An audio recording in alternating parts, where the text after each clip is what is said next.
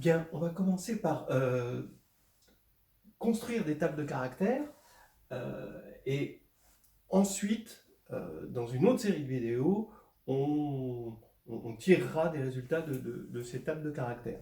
Donc pour construire des tables de caractères, vous allez voir, la théorie des représentations, en tout cas bon, de mon expérience personnelle de l'enseignement des mathématiques, c'est là où il y a le plus grand choix de méthodes. On voit qu'il y a un champ des possibles qui est vraiment extraordinaire.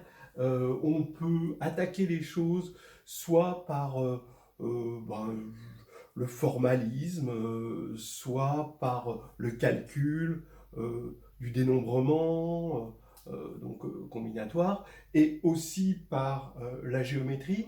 Alors, regardons le groupe cyclique Z sur NZ. Hein, on en a vu des exemples dès le départ. Alors, Z sur NZ, il est abélien. Donc il a n éléments, il est d'ordre n, donc le nombre de classes de conjugaison c'est n puisqu'il est abélien, donc chaque élément est sa propre classe de conjugaison. Et maintenant, bon ben voilà, une petite astuce de calcul, un petit raccourci qui nous fait oublier des choses, mais quand même, il est sympa ce raccourci. Le degré des représentations irréductibles, on sait que la somme des carrés, c'est le cardinal du groupe, et on sait aussi qu'il y en a exactement le nombre de classes de conjugaison. Euh, D'accord, hein, donc ça, on avait vu ça. Donc, on a une somme de i égale 1 à n, des degrés des VI carrés, c'est n. Donc, la seule possibilité, hein, vous vous en convaincrez, c'est que le degré des VI est égal à 1 pour tout i. Hein, pour tout i. Donc, voilà. Alors, ça, c'est un raccourci, et en même temps, il ne faut pas perdre de vue que c'est parce qu'on a un groupe abélien sur C, et donc les matrices d'une représentation vont toutes commuter et donc être codiagonalisables. Ça veut dire que les blocs de codiagonalisation, d'accord, que l'on cherche dans la théorie des représentations, sont tous de taille 1. Et c'est ça. Et le 1, bah forcément, il est minimal. Voilà. Hein, donc voilà une autre façon de le voir qui est plus proche, on va dire, de la réalité des représentations. Hein. C'est là-dessus qu'on insiste. Mais ces raccourcis, ils sont bons à prendre. Alors maintenant, il faut les réaliser. C'est bien de savoir ça, mais il faut les réaliser. Quels sont les représentations en elles-mêmes, on va les appeler qui indice K, parce que étant donné qu'ils sont de degré 1, donc de dimension 1, le morphisme coïncide avec son caractère, parce que la trace d'un morphisme en dimension 1, c'est lui-même. C'est pour ça qu'on l'appelle qui, K, alors que jusqu'à présent on l'appelait ρ, et qui c'était pour le caractère. Bon, alors ça c'est un truc typique groupe abélien fini. Alors, ici, qu'est-ce qu'on va faire? On l'avait déjà vu, il faut envoyer 1 sur...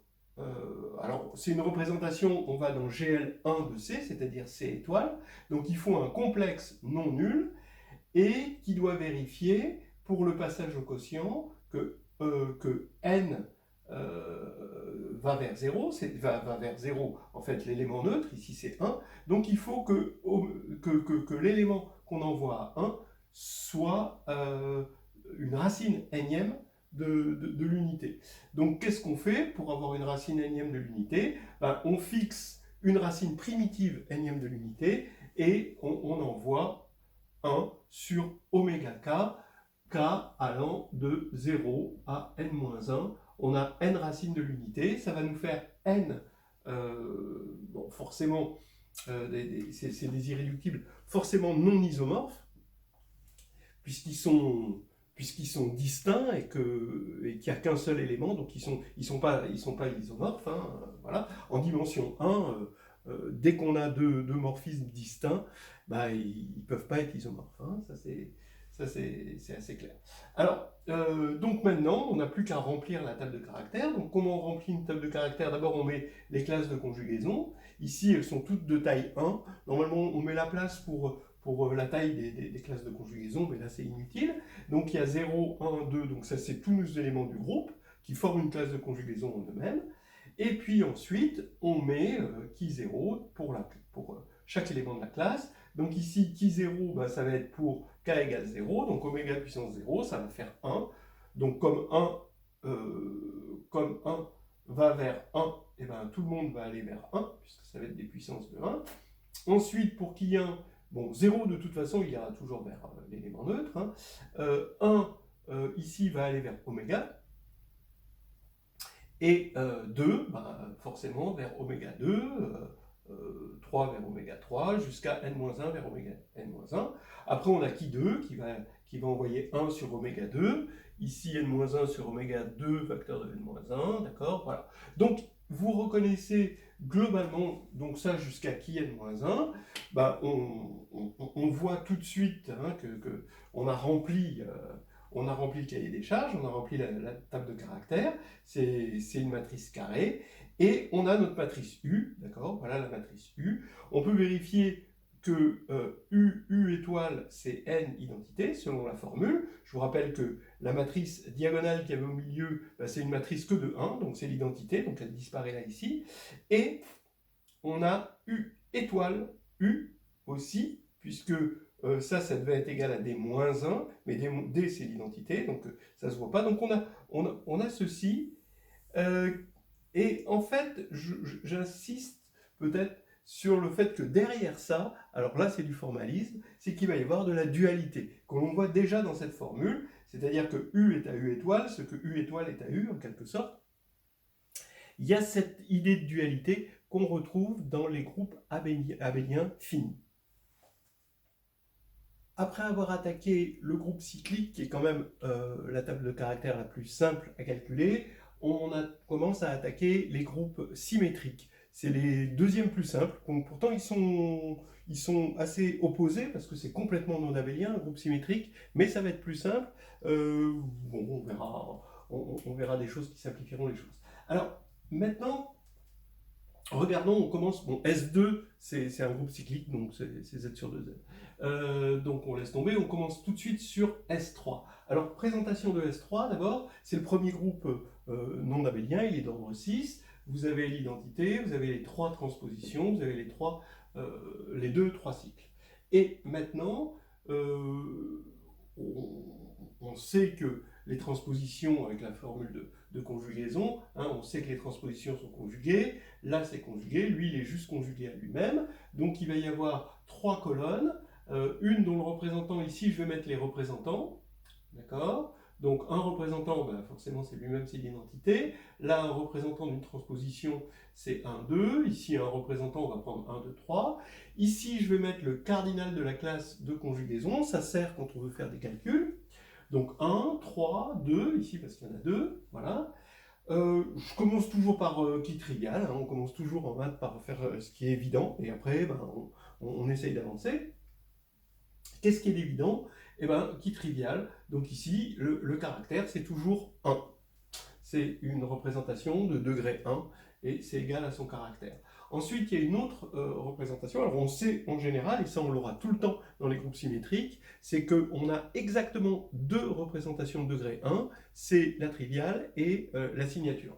Donc ici on a la signature, ben, on sait qu'on va avoir ces 3 éléments, ces 3 transpositions, signature moins 1, et là de signature 1, et pareil, comme on est en degré 1, ben, la trace c'est égal au nombre, donc voilà, hein, on n'a qu'à recopier le morphisme signature, c'est un caractère. Donc maintenant, on sait qu'on avait une matrice carrée, normalement, donc ça c'est le théorème de Schur qui nous dit ça, et donc il ne nous reste plus qu'une, étant donné qu'on avait 3 lignes, ben, il y a 3 colonnes, on a 3 colonnes, pardon, donc on va avoir 3 lignes. Dyslexie quand tu nous tiens. Donc ici, quand on va regarder toutes ces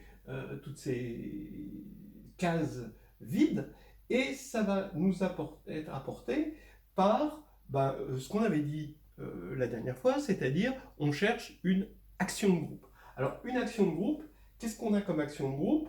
S3, il agit sur l'ensemble X qui est juste 1, 2, 3. L'ensemble a 3 éléments. Alors, en général, on va chercher une orbite. hein, parce qu'on veut une action transitive, mais là elle est déjà transitive, donc déjà x c'est une orbite à lui tout seul. Donc maintenant, ça veut dire quoi? À partir du moment où donc l'espace V de cette action, donc qui va être de dimension 3, hein, donc V, je vous rappelle qu'il est engendré par E1, E2, E3, d'accord, qui représente ces trois éléments de X. V, c'est ces trois. On sait qu'il va y avoir ça, la triviale, avec une multiplicité 1, c'est ce qu'on a vu la dernière fois, c'est une multiplicité 1 parce qu'il n'y a qu'une seule orbite, c'était la formule de Burnside qui était liée à ça. Hein. Donc, ou pas, hein, parce qu'il y a toujours, il y a toujours des tas de méthodes en fait. Hein. Bon, mais on l'avait vu avec la formule de Burnside. Alors ici, on a ceci. Maintenant qu'on a ça, bah, à chaque fois, c'est toujours cette jolie dualité, ici, qui est présente grâce à l'orthogonalité, qui nous en donne une deuxième gratuite. Et la deuxième gratuite, c'est l'orthogonale. L'orthogonale, ici, c'est justement ce qu'on va appeler la représentation standard. On a vu la dernière fois que quand il y avait une double transitivité de l'action, alors cette représentation orthogonale de la triviale, elle était irréductible, mais c'est quand même un théorème, il faut savoir le montrer, alors que là, on peut le montrer très facilement. Alors, on le montre comment? Alors, à partir de ça, quand on passe à la trace, on voit que au niveau des caractères, qui V, ici, ça va être égal à qui trivial plus qui de W standard. Pardon. Donc le qui, ce qu'on va appeler qui standard. Voilà. Et donc c'est le caractère associé à cette sous-représentation de V. Et maintenant, on avait vu que cette action-là, par permutation, son caractère, c'était le nombre d'invariants. Qui trivial, eh ben, c'est toujours 1, d'accord, 1, 1, 1. Et puis, il ne reste plus qu'à avoir qui standard. Bah, il faut soustraire, donc il faut enlever 1. Et ça va être une habitude, on le fera toujours. Hein, donc, on obtiendra très très souvent des représentations comme ceci en élaguant la triviale d'une représentation par permutation. Et maintenant, il n'y a plus qu'à remplir. Donc ici, E, bah, son nombre d'invariants, bah, c'est 3, c'est les 3 invariants qui sont. On enlève 1, ça fait 2. Les transpositions, le nombre d'invariants, bah, c'est 1. Voilà, par exemple, 1, 2, il lui manque, il n'y a qu'un seul invariant. On enlève 1, ça fait 0. Et là, 1, 2, 3, il n'a pas d'invariant. Et on enlève 1, ça fait moins 1. Voilà, on l'a écrit, bon, on a un petit peu anticipé sur le fait que c'est irréductible. Comment on voit que c'est irréductible? C'est ce que je vous ai dit. Soit on dit que l'action est doublement transitive, bon, mais là on fait appel à un théorème, mais on peut aussi le vérifier par acquis de conscience. Ici, comment on regarde l'irréductibilité? Il suffit de faire la norme, et la norme, ça nous fait faire un petit calcul, ça fait 1/6 de ce... Alors là, vous avez la classe de l'élément neutre, donc ça va vous donner 2 au carré. Vous allez avoir les 3 transpositions, ce qui est représenté par 3 fois 0 au carré, plus les 3 cycles, 2 fois moins 1 au carré, et vous me faites confiance, ça fait bien 6 sur 6, c'est-à-dire 1, et la représentation est irréductible. On a bouclé le tableau, on sait, voilà, il y a un truc qui nous dit à un moment, stop. You better stop. Voilà, on s'arrête, on sait qu'il n'y en a pas d'autre. Et ça c'est la force de la théorie, c'est de savoir s'arrêter. You better stop.